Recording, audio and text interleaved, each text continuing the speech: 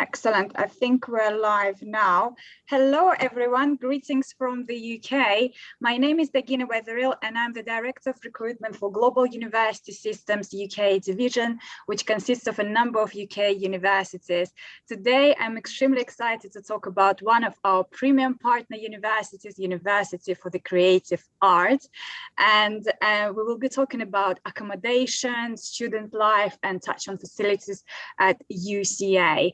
And I'm extremely excited to welcome our colleagues from the University for the Creative Arts. We have Philippa Brooks here from the accommodation team. Hi, Philippa. We have Tanya Naivira as well from International Student Experience. And we have Sidoni Elliott, Senior Partnership Executive at UCA. Hello, everyone. Thank you so much for joining us today. Pleasure. Thank you all for joining the webinar. Just a few housekeeping rules before we start. You're all on mute. If you do have any questions, feel free to pop them into the Q&A section and we'll take them from there later. The recording will be sent to you after the webinar. If you haven't started working with us, for Global University Systems to recruit students for UCA, feel free to reach out to UCA partners at gus.global, or if you're a student and would like to speak to an advisor, to UCA questions at gus.global. Other than that, sit back and enjoy, and I hope you will find this webinar useful. Thank you. Over to you, Philippa. Hello, I'm Philippa. I work in the accommodation office at Farnham, and we've just got a short presentation of the type of accommodation we offer. So this will just give you a brief overview of the accommodation, and if we can click on to the next page, we can. So we have 4 campuses spread across the southeast: Farnham, where I work, Epsom, Rochester and Canterbury. And the next slide. At Canterbury, it's an incredible student city with ancient charm and contemporary culture. It has purpose-built studios and workshops, lecture theatres and gallery space. And as you can see, there's quite a few different courses that you can take there. And we have an on-campus halls of residence, which is called Ian Jury. And that accommodates up to 57 students, and all of the rooms are en suite. We also have Hotham Court, and that accommodates up to 101 students, and that has a mix of ensuite rooms and shared facilities. And you will find that the prices range from £130 to £150 a week, depending on the type of room you choose.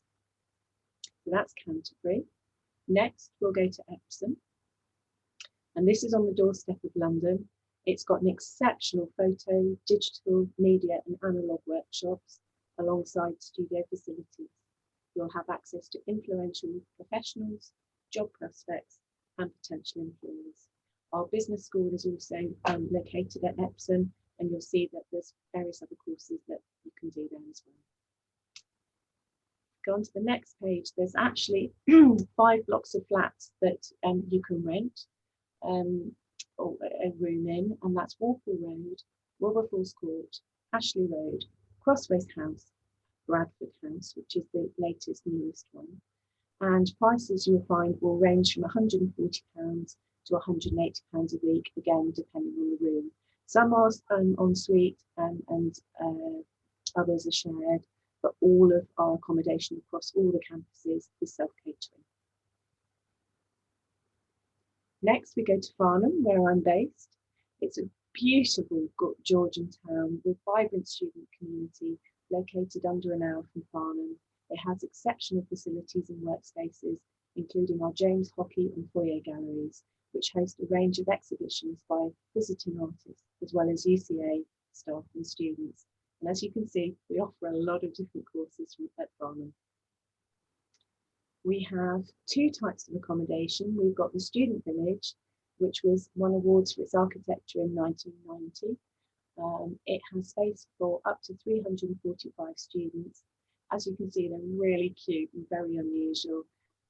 Most of these rooms are single shared facilities, both So up to 8 students will share 2 toilets and 2 showers, and obviously the kitchen area as well.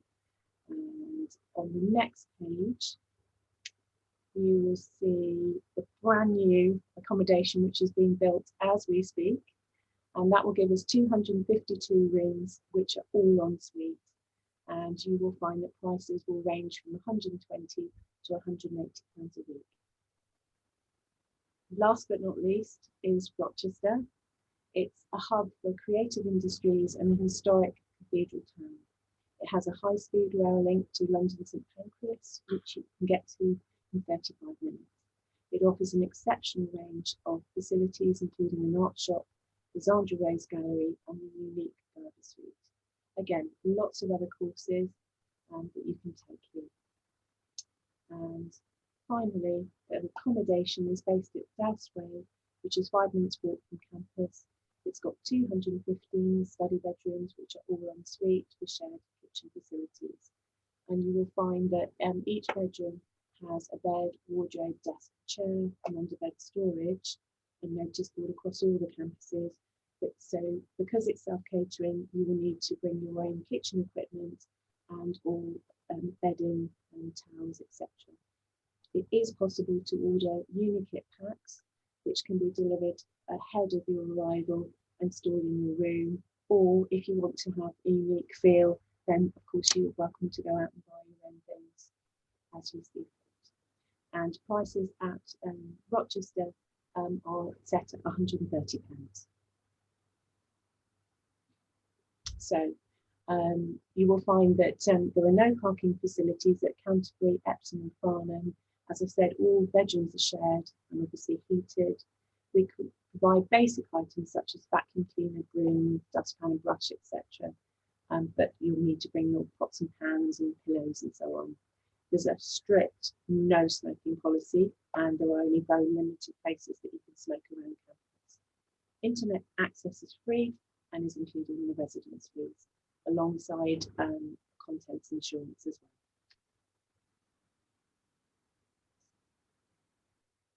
There we go. So if you're a first year student on a higher course, actually we can skip this one because this is no longer important. So, and sorry, this page as well. Thank you, Sidoni. So yeah, if for whatever reason, either you don't get into halls, which is most unlikely, or you actively wish to go into private accommodation, then these next few pages will show you how. So we partnered with Student Tenants, and they check all of the landlords' properties on their books. So they are endorsed, any of those properties are endorsed by the UCA. And it's very simple to register and create a profile, search for properties, connect with housemates and set up viewings with landlords. And many of them now are doing little video presentations, and you can book securely online. And you can contact any of the accommodation officers for more specific information relevant to the area that you wish to study in. Okay. Yep, so if you still haven't applied, all you have to do is formally accept UCA as your firm choice. Make sure that all of the information is filled out on the form, particularly the address, because it stops the information coming across to the accommodation computer systems. Once you've formally accepted, wait 12 to 24 hours, and then the link will appear in the applicant portal, and then it's just a very straightforward way of filling out your application form. We can't guarantee that you'll get accommodation, but we're certainly confident that we should be able to house you in. The main allocation has already started, so from now onwards we'll be running mini allocations generally every 10 days or so. So it's just worthwhile checking your emails and checking the applicant portal for any potential room offers that you might get. To accept an offer, you'll be given 1 week, and part of the acceptance process is paying £300 advance payment. This secures the room. We capture the card details, and then they're used for future payments. But don't worry, a lot of students arrive at university, change their bank details anyway, so we can update those details as and when. Then that £300 is then deducted off the first term's rent, so that helps when you first arrive. So there we go. It is a legally binding document, and it is a continuous contract, which is great news. So it means that you can leave your belongings in the accommodation over Christmas, Easter, holidays, etc., from the start to the finish. And as you can see here, if you've got any specific questions relating to a specific campus, all you have to do is preface it with Farnham accommodation, Epsom accommodation, and then one of the accommodation officers will be able to help you. So I hope you found that interesting, and yeah, look forward to receiving your questions. Thank you, Sidonie.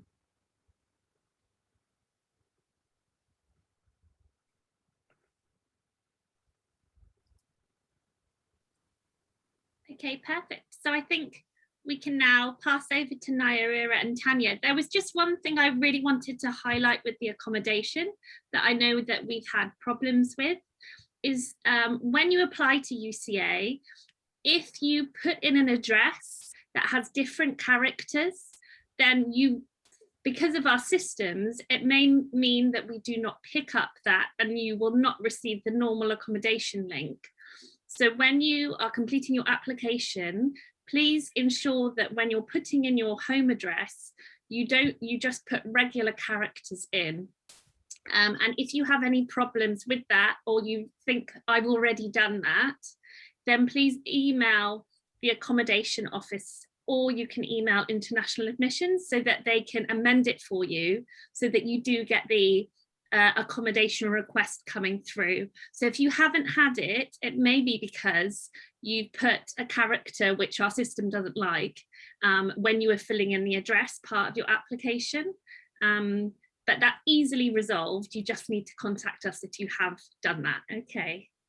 And thank you very much, Sidonie, and thank you, Philippa. Really useful information. I mean, whilst we're on accommodation topic, if I can just ask, because I can see a lot of questions are coming through, in terms of the deadline for students to submit their application request for accommodation, is there any specific date that they should aim? No, just get their application in as soon as possible. So at the moment, the main allocation is taking place, and then we'll just continue to do rolling mini allocations until all of our accommodation is full. Excellent, thank you. Perfect, thank you very much. So I guess it's over to Tanya and Naira.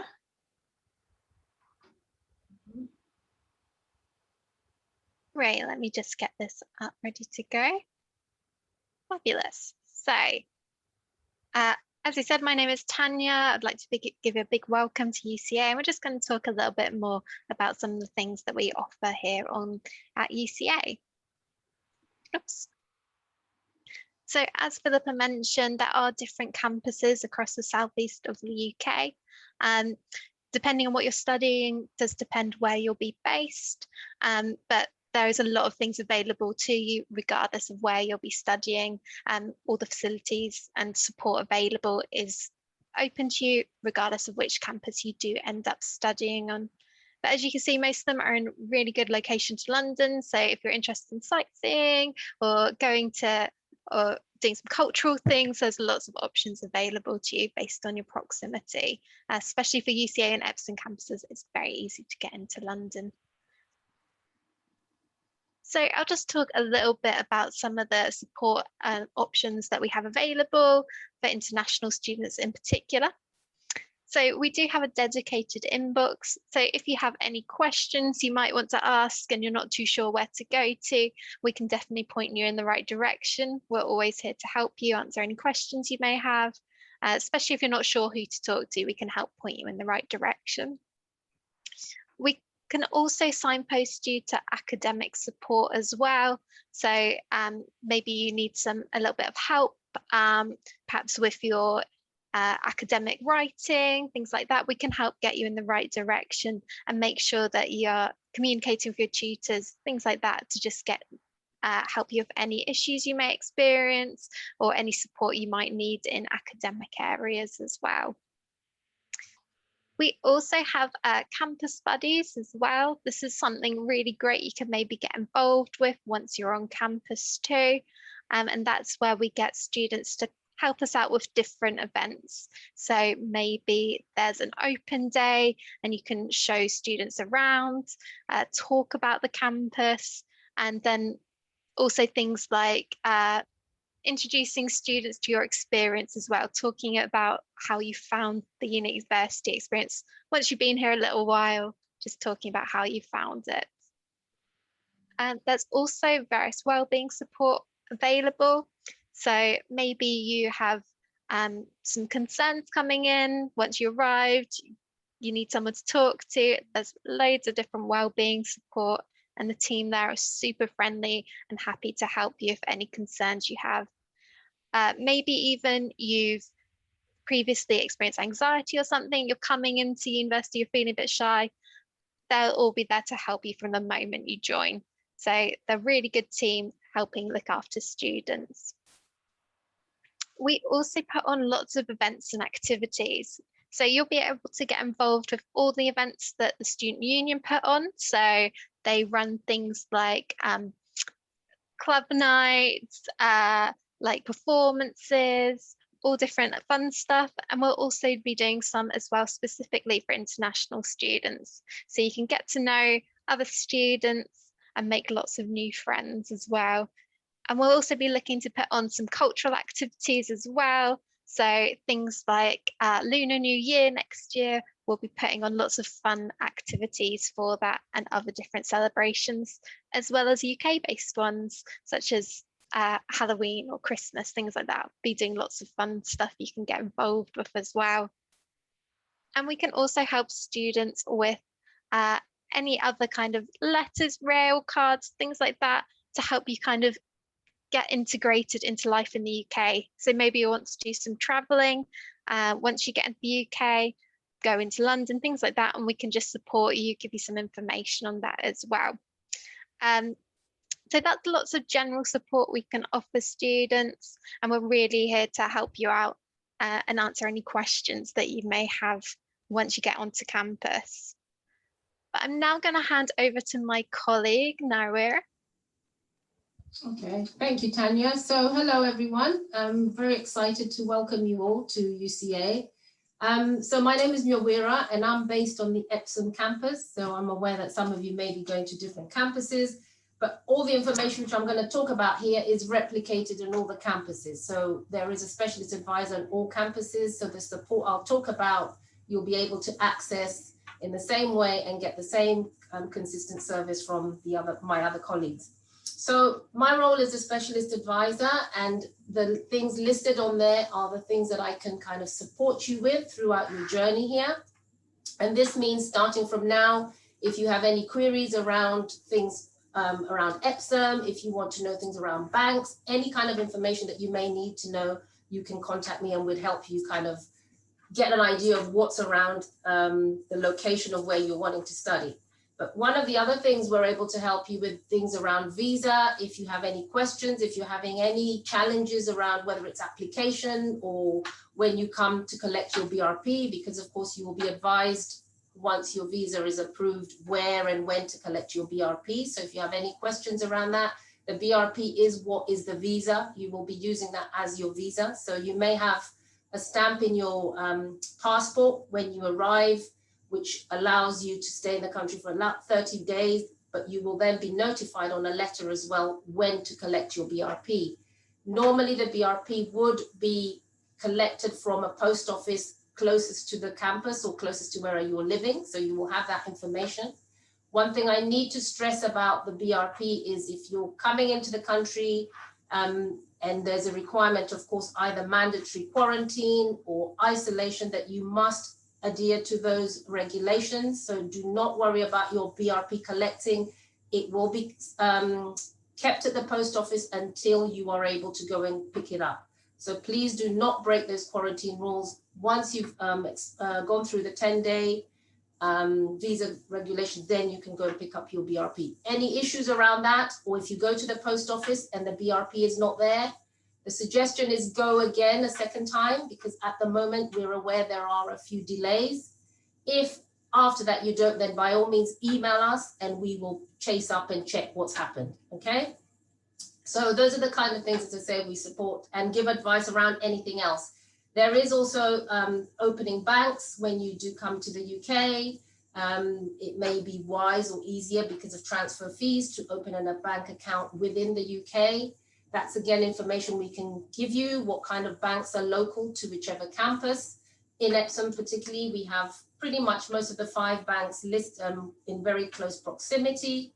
We would just, the process of that is you would need what is called a student status letter, but you will also need your BRP because the bank will require to see that you are allowed to be in the UK, and that is, they need the BRP. So if you don't have that, doesn't matter, once you get it, then you can pick up, you can open a bank account. Another requirement is registering with the doctor or a GP, as we know it here in the UK. It is very important that you do register with a doctor when you get to the UK. It's very important. We do encourage that a lot, because what you don't want to do is something happens and then you have to go through the whole process of registering with a doctor once there's an emergency or something. So again, all campuses, we have, we're affiliated with a particular doctor's surgery. In Epsom, we have the Derby Medical Centre. All the registration processes are online. So we would give you a link and you register with a particular doctor, and that's all you would have to do. Accommodation advice, again, my colleague Philippa talked about it, but this accommodation advice could be anything to do with if you are looking for accommodation closer, or there are issues with accommodation, for example, maybe with a landlord, or you need some help around that, just or mitigating with other colleagues if you're living with them. So it could be any advice or any support that, that you experience or that need help with. There are some of you who will be coming from countries where police registration is required, and this will be again listed on your documentation, on your visa, whether you require police registration. Again, there is a time frame in which it says you must register with the police. But again, if you are going through quarantine, please do not worry about that. They are aware and they will allow that flexibility. So go through your quarantine process and then you can go in through the process of police registration. If you're not sure what you need to do about that, again, contact us by all means. I mean, I think we'll give you a link. We'll write the links of contacting, how we can contact Gateway on the chat. So I'm normally based in what is known as Gateway services. So you may become familiar, whether you look on our website or talk to colleagues, they'll be referring to Gateway. Gateway is where the library is held. Within Epsom particularly, we're on the first floor. And Gateway is where I'm based. There are lots of colleagues as well, a team of advisors who can help you access lots and lots of different services. So just be familiar with that term, is what is known as Gateway pretty much. Thanks, Tanya. If I could go to the next slide, please. So again, within the library or within Gateway, these are the kind of services as well as my own support you can access. So it would be via online, of course, due to the pandemic, most of this accessing support staff as well is online. So there are links on our website how you can access. For example, we have liaison librarians. And as I said, the Gateway is based within the library, and the liaison librarians basically would help you. If you have a brief for your work, your academic work, they would kind of work with you to see what kind of books you would need, journals that would help you work towards your brief. The learning development tutors also work hand in hand with the librarians, and they tend to need you to have done some work, and then they would sit with you to kind of look at what you've done, check the work in itself, see if you need to summarize somewhere, if you need to expand, or anything. Or if you're struggling with a kind of idea which you can't really put down on paper, they will then help you explore how best to do that. You would also have access to a careers and employability advisor. Again, bookable via online, via an email, and then they would contact you. And the careers could range from possibly part-time jobs, but when I say part-time jobs, I will stress that it's important, international students, you check how many hours you can work. Again, this will be listed on your BRP, And to note that during term time, the hours are different, and it's important that you must adhere to those hours. You must not exceed those hours, because then that could have negative implications on your visa and your ability to be within the country. So it's important you check that. Normally it's 20 hours only within term time, but as I say, you must check what it says on your BRP card. So the careers advisor, as I said, can help you with either your career, maybe you're thinking of studying post-study, if you come for a particular course and want to advance onto a postgraduate course or something else. There is a new graduate scheme right now going on. So if you want to explore options after your study, or if you're looking for a part-time job or anything like that, they can brainstorm that with you. Learning support, again, is my colleague, bookable spaces, but appointments with her online or through the Gateway desk.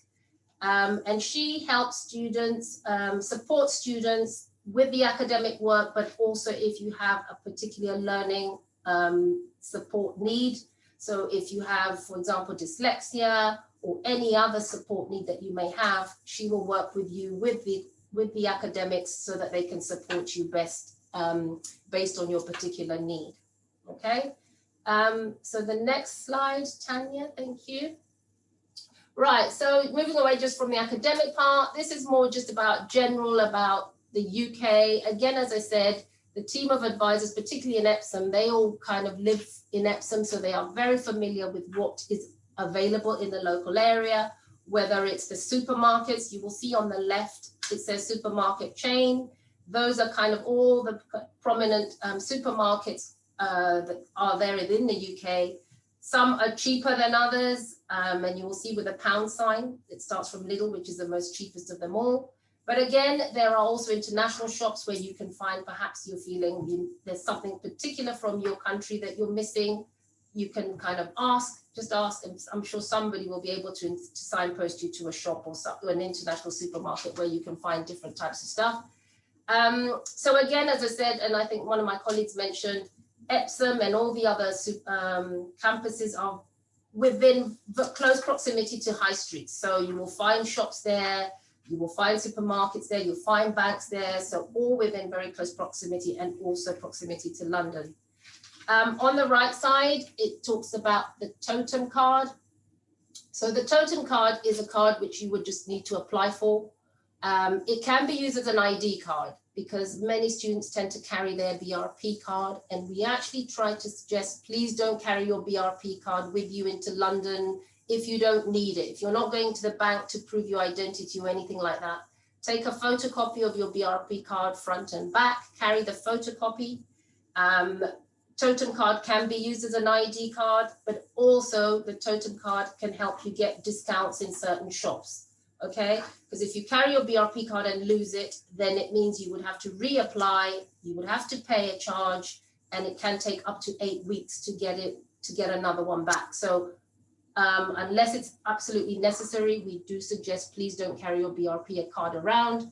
When in London, nobody really would ask you for it. Even the police wouldn't ask you for the BRP card. So don't worry, like you need to have something for identity, but just for protection, totem card would work particularly well, and many students are starting to do that. I think that's that slide. Is there anything else? Just one thing to say, I think it's important just, to access support. I think that's a key thing I'm going to say with this, with support services, that please don't feel that any question is too small or too silly or too whatever. If you need support over anything, please reach out to us, and we will help, and we'll refer, and we'll signpost you if we can't help. So we'd rather you contact us earlier than leaving it when it's too late. Okay, and that's all from me. Great, thanks. And I'm just going to touch on facilities.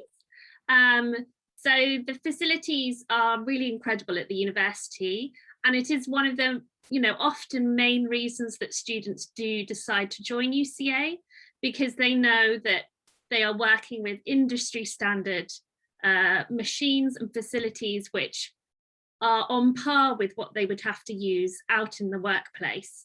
And a lot of our students do in fact go on to be self-employed, and so they want to ensure that their working with the types of facilities which will enable them to go and run a business, and they will be trained up on the facilities that they would want to use in the future.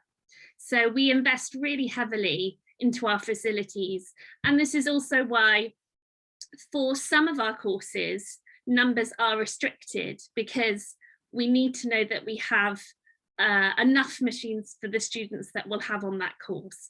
And some courses you have a designated space where you can put your work, where you can work each day. And so that's why you'll see that some of our courses have restricted numbers and they're quite competitive.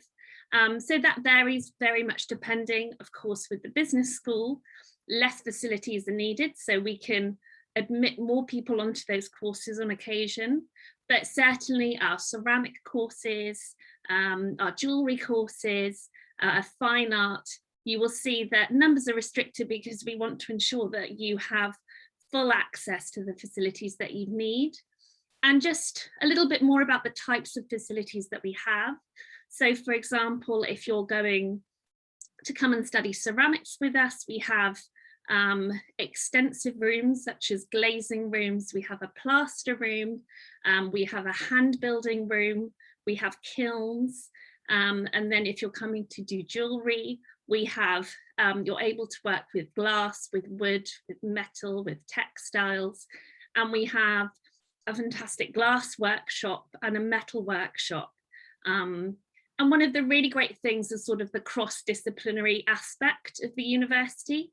So, you know, if you are a jewellery student, but you want to collaborate or use some of the facilities that the ceramic studios use, a lot of students will go and use facilities which may not be exactly allocated to their course, but we know that some of that work produces some really exciting results. And often the projects where students say, I would like to use the element of film, and I'd like to ask a film student to come and film what I've produced and we can work together, then that's really exciting. And a lot of universities, you really can't have those types of experiences, and you can't be as creative or expansive with your projects because you're not going to be able to go and use the animation suite, and you can't potentially go and approach a photography student and say, let's work together, you can photograph my work, we can do a project together.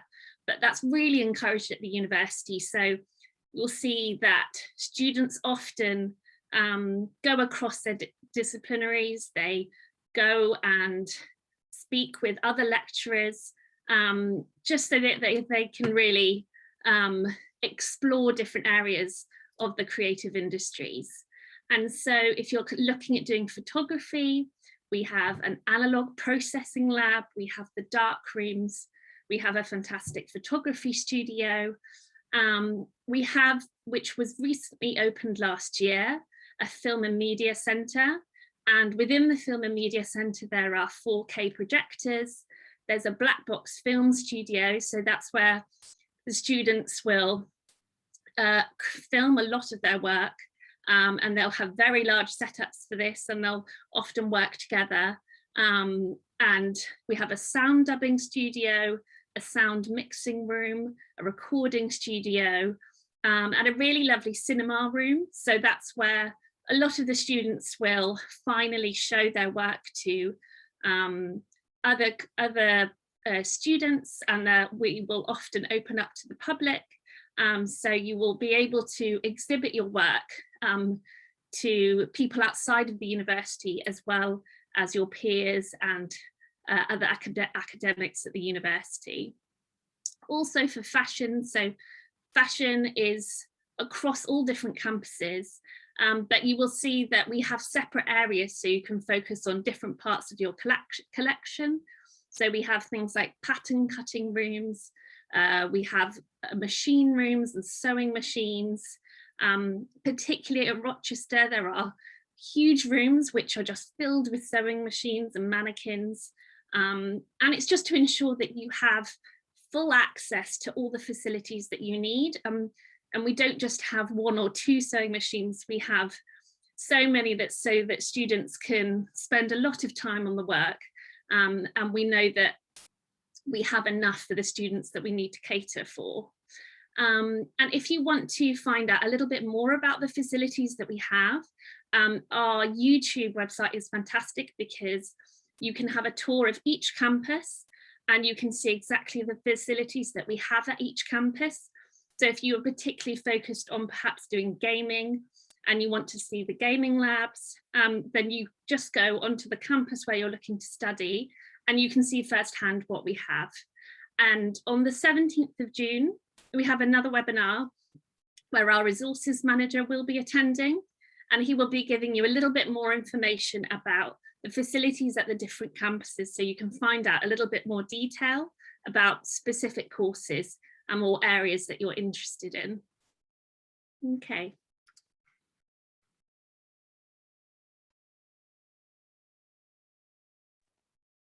So I think that's all we have on talking about sort of facilities and everything that's available to students. So I will hand back over to Gina.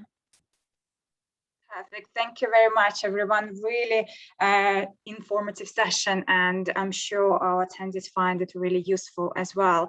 I can see some of the questions are coming through already. So in regards with accommodation, Philippa, I know you've mentioned obviously students can still apply. There's no certain deadline perhaps in place, but how early would you normally suggest students to apply? Because obviously some of them might be a bit concerned about submitting their visa application and waiting for visa to come through, or would you suggest to reserve it as soon as possible? I guess the question is also here how popular university accommodation is amongst students and whether it gets booked up really quickly. Oh, you're on mute, Philippa, sorry. My advice is to apply as soon as possible. Because you'll be, if you are issued a room offer, then you'll be asked to pay £300 to secure that room. Now, if something changes, your visa doesn't come through or whatever reason, as long as you send an email a minimum of 2 weeks prior to the start of the contract, which will be in your room offer, you will receive a full refund. So essentially, you're not risking anything. If you give less than 2 weeks notice at the start of the contract, you will lose that money. So as long as you let us know a minimum of 2 weeks prior to the start of the contract, you will get all of your money back. Perfect. Thank you very much, Philippa. I think it's really reassuring for students to obviously make sure they reserve their place at a university accommodation as early as possible. And as long as they give 2 weeks notice, if any issues with their visa or any other reasons, the deposit is refundable. That's great. Thank you. There is also a question in regards of the how early students can actually arrive at the university accommodation, because obviously some of them would prefer to arrive a little bit earlier. Some of them would be able to travel 1 month before the start date of the program. So how early can they access the university accommodation? Okay, so basically we cannot start their accommodation contracts any earlier. Because we have to do a lot of work in the summer. However, degree students may, as long as they contact the accommodation office and discuss it with them, but there is the potential for them to arrive 10 days earlier so they can carry on their self-isolation in halls. But they must contact the accommodation officer and let them know before they arrive. Excellent. Thank you. So I guess my message is to make sure the university is aware. Please reach out to accommodation team in advance to make any arrangements in case if you are arriving before your course starts. Perfect. And that is only open to degree students, not foundation or possibly even MA students, so just the degree students. All right, excellent, thank you. And there is also a question on self-isolation. Would students be required to self-isolate at a hotel, or they would be allowed to do that in the university accommodation? I guess it depends also whether the country they're traveling from is on the red list as per the government guidelines. So if it is on the red list, you would need to obviously self-isolate at a government-approved hotel for 10 days, I understand. But obviously, if it's not on the red list, I would imagine they would be able to self-isolate at the university accommodation. That's right. Yes. Excellent. It's really worth checking the government website because things are changing all the time. Some countries go onto the red list, some are taken off. So it's worth checking, shortly before you arrive. Definitely. Thank you, Philippa. Yeah, I agree. Obviously, the changes happen quite frequently. So prior to you traveling to the UK or making any arrangements at all, definitely worth double checking and see what's the best, obviously, option for you, whether you have to stay at the hotel or you can go straight to your hotel to the university's accommodation.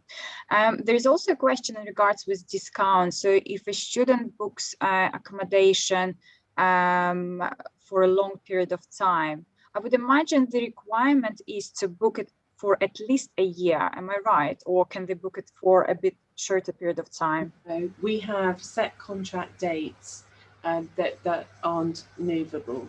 So if a degree course will be offered a specific amount of time, an MA course will be offered a longer length of time. So it's very specific to the course that you're doing. And there's very, very little flexibility, if at all, to extend. Right, excellent. So for students who are studying undergraduate degree, would there be any sort of possibility for them to keep the same accommodation for the following year? Okay, so our allocation policy states that students can only apply for accommodation in their first year of study at that particular campus. So for instance, if you came and did a foundation course at Farnham, but you wanted to go to Epsom or Rochester, then you would then be able to apply in the next year at Rochester, but you wouldn't be able to apply in the year after. So it's only the first year of study. Right. Okay. So I guess once students are in the UK, it's probably much easier than to find a private accommodation for the following year. Some of them, I guess, make friends and rent an apartment or a house or whatever is more convenient for them together, which is also, I guess, more affordable as well. Because they're on site here, then they've got the option to go out and explore and think, oh, I like that area. I'll think about that area. Or you know, I've got 4 mates. Oh, that's a really cool house. So it works really, really well. Excellent, thank you. And can I just ask, in terms of the support in finding such accommodation, is there anything that is provided by the university? Definitely. So each campus provides an private accommodation guide, which has got heaps of information. So we work very closely with student tenant, as I mentioned earlier, but there are also other links to other landlords, which, yes, you'll need to do your own checks just to make sure that they're okay. But there's a wealth of property out there that people can use and enjoy, and often the landlords have repeat business. So often students will say, oh, I'm moving out, oh, this is a good place, I'll grab that one. So it works really, really well. Also, the Student Union Facebook Freshers page is a brilliant place to network. So sometimes people want to leave their accommodation early, but somebody might want a bit longer. So sometimes they can dovetail quite nicely. It's also a really nice place to try and to meet up and network with the people that you're going to potentially live with, because due to GDPR, we can't give out people's information, but it's a place that you can, central place that you can try and find out who's coming to university and start to get to know people, which is lovely. Excellent, thank you, Philippa. And in terms of the cooling off period, is there such a thing with accommodation? Let's say if the student obviously moves in to accommodation, but then decides to maybe change it if there are any issues at all, would there be a possibility to have any changes at all? Basically, they'll be signing up for a continuous contract, so you are legally obliged to pay for that entire contract. Sometimes, and we have to take a view on this closely to the time because of the restrictions with COVID, but in the past we have managed to, if you like, match people. So perhaps somebody wants a cheaper room, somebody wants a bigger room. We won't know that until closer to the time and what the situation is with COVID, but there is the potential for that. But once you've signed that contract and moved in, you are then liable for those fees until you can find somebody to take over your room. Right, clear, thank you. Okay, so it's just to answer your question here, Isha, obviously if the student makes any changes to their program, they are still liable for the accommodation. Obviously they booked, so the contract they sort of signed already, they would need to obviously stick to that contract, I guess, unless they find anyone who would like to maybe switch or take on their accommodation, in which case there might be some changes if needed. And speaking of COVID, what extra precautions, what extra measures have been put in place by the UCA accommodation team? Yeah, so all of the accommodation contain hand sanitizer points. All of our properties are cleaned once a week. So as long as all the surfaces are clear, they'll wipe down through all of the communal areas, paying particular attention to the high touch areas such as door handles and that side of things. Basically, it's the rule of 6 at the moment. So so at Farnham we've got 8 students, so you have to be quite careful who you invite over so that you don't cross that threshold. But there are lots of spaces around the UCA campuses where you can actually meet up with friends in the fresh air, where it's nice and safe.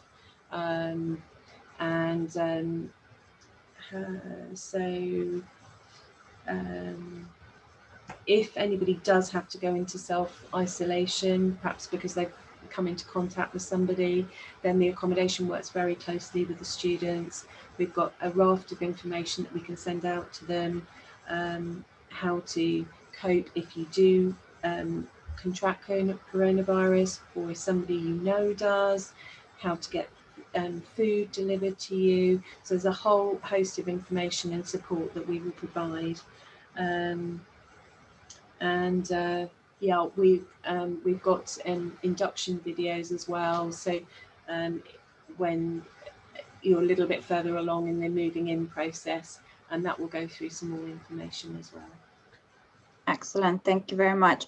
And in terms of payment for accommodation, I assume the full amount would be due before the student arrives. Obviously, £300 is a standard deposit, I understand, across all accommodation, university accommodations at UCA. And how does it work with the outstanding fees for accommodation?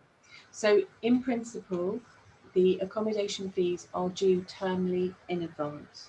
So that means that you pay for it before you arrive. Now, certainly for UK students, they have to physically enrol and then wait 2 weeks for their student loans to arrive. Now, this may not apply to your students, but essentially all of the first year students in halls are given a grace period.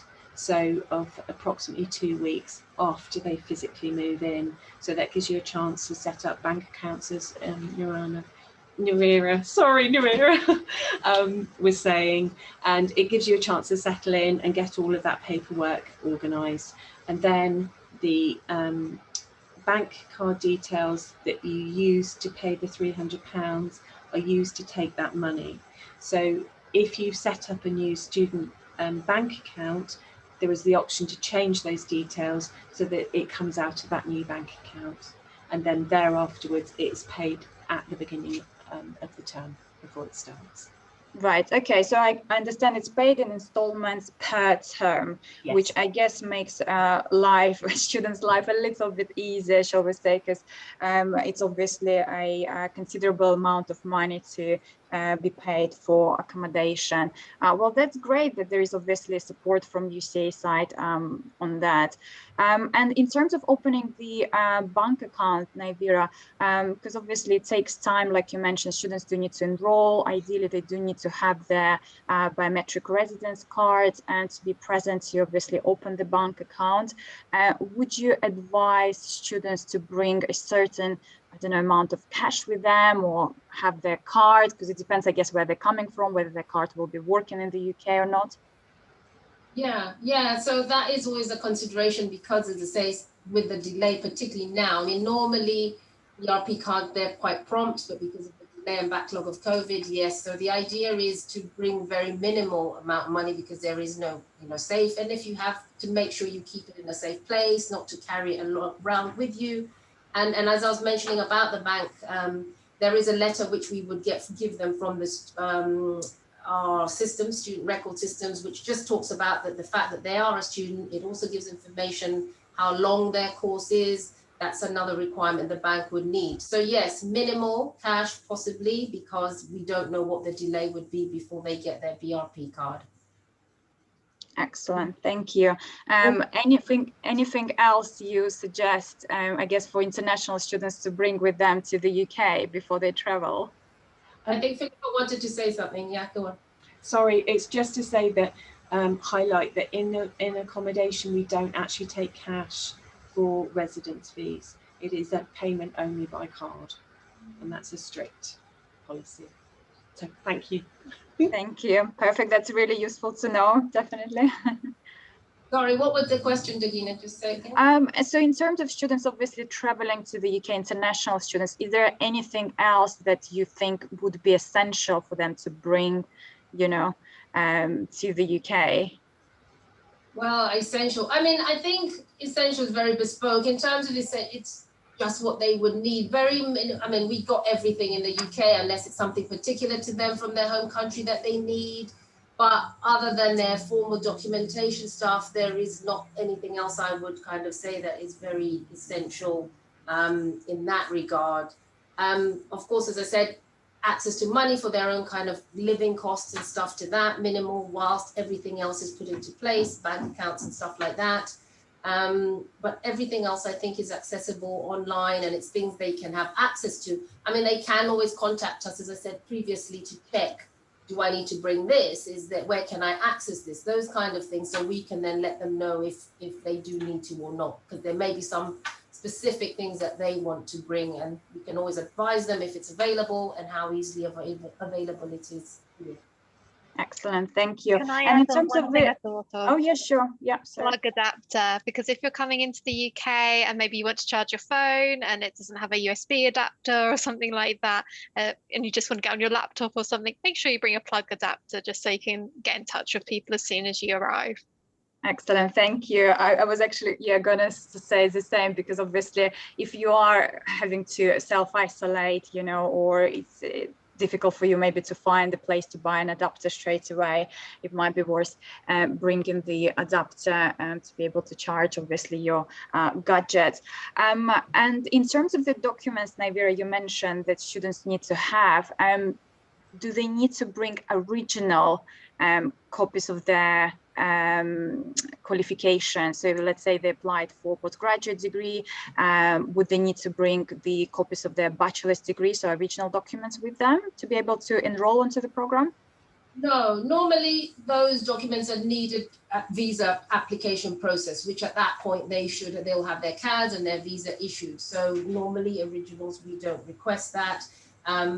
We will, once they've enrolled, need to see the BRP card, which is the original stuff. But 9 times out of 10, we won't need to see any further originals, only at the point at which they apply for their visa. Excellent, and that includes IELTS, if they used IELTS test. Okay, yeah. Perfect. That's great to know. Thank you very much. And Tanya, could you tell us a little bit more in terms of the societies, I guess, available for students, and also maybe different activities students would be able to engage with to maybe meet more people from their specific countries? Absolutely. So depending on which campus you're on, there's different societies. So really common ones are things like, football, sports societies, all different kind of ones. So you can, but even more cultural ones. So maybe if you're from a certain nationality, there might be a representation group for that. I know there's even more random societies. So things like there's a K-pop society. So if you're really into K-pop music, or musical theatre, there are groups like that you can join as well, but it does vary on the different campuses. There's also ones for like specific, like maybe art styles, maybe you're really into life drawing or pottery or things like that. There's lots of things you can kind of get involved with, meet different people who are not necessarily studying the same thing as you or from the same region. You can just come together and meet that way. Or maybe you come in and you have a passion for something which isn't already running. So maybe you're really into karate. I'm just picking a random thing, karate, jiu-jitsu, something like that, and you want to start a society, you can do that as well and get other people to kind of join in and meet people that way by sharing your passion with other people. But there's lots of different things available. You just need to go on the SU website, it shows all the different things, or start your own as well. But there's loads of opportunities to make friends. And the SU run lots of different events as well in the evenings or after classes. So they do like club nights, like party nights, especially at the Farnham campus. And the SU there is very lively. And they run different things like performances. I've been told they've had stage show things going on before, so lots of different things to watch and get involved with. And also there's obviously, if you're in Epsom or Canterbury, there's also lots of other things like locally as well going on for students. So Epsom's really proximate to London, so obviously you can get involved with lots of different social activities just in the town there, and same for Canterbury as well. There's lots of different universities in the area, so you can get involved with other student activities that are just being run in local pubs, clubs, restaurants. There's a lot of different things you can get involved with as a student, so a lot of fun activities you'll be able to join in with. Perfect. Thank you very much. And it's great to know you can also set, your own sort of society and bring people together and make friends. And it sounds like really lively areas where obviously the UCA campuses are, and lots of students. I would imagine students coming to study creative subjects are also quite funky, very outgoing. So I'm sure it's a great place to make friends and to meet people from around the world as well. Naivira, you also mentioned the support students have in terms of finding perhaps part-time jobs from the Career Services Department. Is it something common for international students to sort of apply for as well? Do they reach out very often? And what sort of things would they need to have from their side? Okay, yeah, it is common because I think the idea is that it's also a skill to kind of multitask and make sure they're working, but as well as having a job, but also sometimes they need that extra cash just for their own traveling or eat food or whatever. So it is common for all students, not just international, even our home students, to kind of work at the same time. But as I stressed earlier, the importance of international students really sticking to those time frames in terms of the hours in which they can work or can't work. And yes, they do, and it could range from a various sort of type of job. Some students are very specific, or depending on their ability to work, how, if they want evening shifts, or what the pattern is of their lectures, what time they start, what time they end, when they've got free time. So again, it's very specific to them. But in terms of the stuff they would need, again, was around the BRP card, because as I said, that's the visa. That's what dictates whether they are allowed to be in the country, how many hours, and it is essential to have that. Some companies or places will ask for a student status letter to confirm again that a student is a student. They may ask for some references. Sometimes tutors, I know, I'm aware, do fill some of those things. So again, it's very varied, but key is definitely a BRP card and a student status letter is the things I'm very aware that they would definitely need to prove. Excellent, thank you. I guess, yeah, that's one of the first things to keep, sort of to make sure you are arranged once you arrive to the UK is to get your BRP sorted, and obviously then you can apply for part-time jobs whilst you're studying, which I guess is also a great way to make friends, to develop your communication skills, to get to know the UK and the surrounding areas, and to obviously enhance your CV as well as earn a little bit of pocket money. Some students actually get lucky and work within industry as well. They may get a little few hours in the industry in which they're studying or interested in studying, so it gives them also that dynamic from that perspective as well. That's great. Yeah, that's definitely going to enhance their CV, I guess, and helps to jump onto career ladder quicker at a later stage as well. And it's great that obviously students coming to the UK from overseas are also allowed to work, like you mentioned, it's 20 hours during term time, which is, I think, is a great sort of, balance of making sure you attend to classes, you still devote enough time to self-studies, and obviously devote some time to do a part-time job, and which is also in a way helps them not to miss home as much, I guess, and takes their mind off, studies as well, and gets to helps you to also meet new people, which is great. Excellent. Well, I think we've answered most of the questions here and we've run out of time. So if you do have any further questions, feel free to reach out to your educational advisor or your business developer in the region. If you don't yet work with us, feel free to reach out to UCA partners at GUS.global, and we will look into your educational agency application from there. Or if you're a student, feel free to reach out to UCA questions at GUS.global. Thank you once again, and to everyone for such an informative session, really, really useful. And thank you everyone for attending. We hope to be able to welcome you at UCA this September. I mean, the campus is already open from 17th of May, and I'm sure by the end of summer, everyone is in the UK will be fully vaccinated, and we can't wait to welcome all students on campus in September. Thank you very much, everyone. Have a good day. Bye-bye. Thank you. Bye. Bye-bye.